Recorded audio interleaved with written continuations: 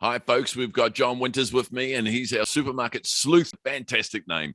Anyway, John, I think you've got some updates in terms of pricing because inflation's really, really hitting hard on us people. It is certainly hitting hard on us people. And are we in a nightmare? It seems to me we're in a nightmare.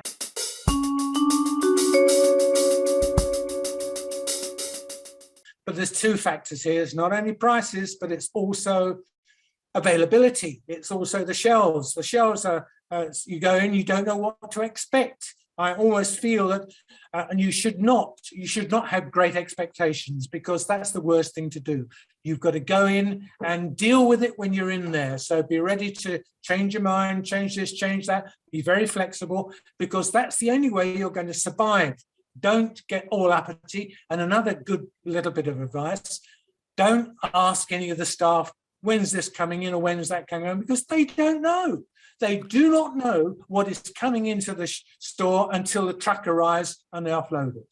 So I look, John, I do understand that the a lot of these costs are lifted for two reasons. Obviously, it's Omicron, which knocking the staff back.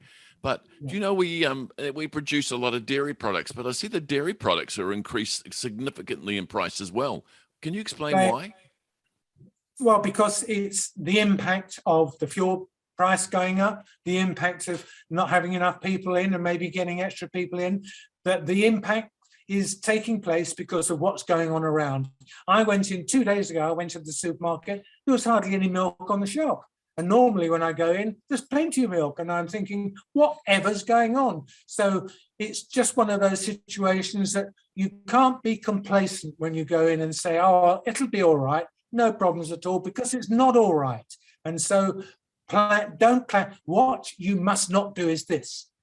Don't go in and remember what you've got to get. Get a shopping list. If it's 2 things, all right, that's okay. But if you want to get several things, get a list. Why? Because if you don't get a list and you're using your head, you're going to be ready for the impulse buying all over the place.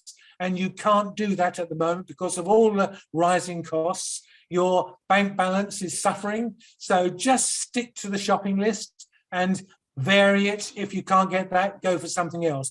Okay, there's some good tips from John Winters. He's been saying to us, okay, you've got to go with a shopping list and stick to it. Don't go outside that, and also pick the right supermarket to go to. Hey, John, we look forward to you next week. We need some really good top tips like that again. Thanks very much.